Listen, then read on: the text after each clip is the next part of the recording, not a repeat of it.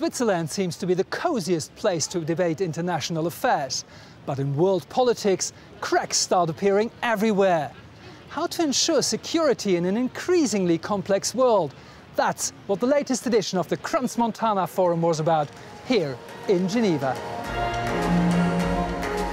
Hundreds of politicians, business leaders and representatives of international organizations gathered for the 20th edition of the CransMontana's Homeland and Global Security Forum in Geneva to debate the state of world affairs.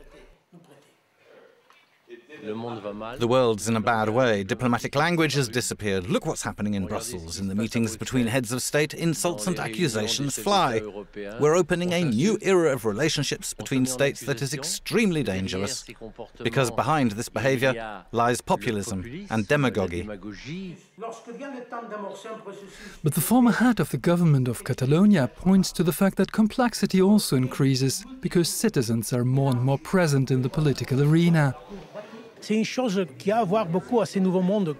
something that has a lot to do with the new world we're heading towards, the way we manage democracy, the way we ask our citizens to take part, to be permanently engaged. It's creating bottom-up societies, not top-down ones. The president of Armenia was a professor of physics for several decades before entering politics. For him, the political debate has changed in the 21st century, and we're entering an era of quantum politics. We are facing a world where the traditional institutions and organizations like political parties, institutions of power, structures, they are becoming a bit less relevant than the ones which are coming up in the 21st century. Social networks, social media, interconnectivity, the strength of individual idea or a powerful message. This is the new world. However, in an era of increasingly complex international relations, the risk of opaque conflicts is increasing too, says the former Prime Minister of Ukraine. Hence a warning of the risks of adventurous leaders. I believe that all the challenges humanity is facing today, including hybrid wars, cybersecurity and cyber attacks, there's the same thing at the root of all these issues, and that is aggressive and irresponsible leadership.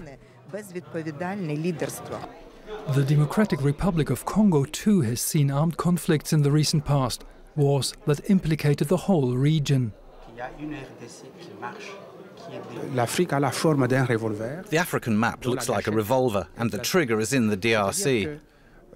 Looking at our geostrategic position, we're in the heart of Africa, so anything that happens here, if there are problems here, then the whole continent could explode. In many places in Africa, the situation is already explosive.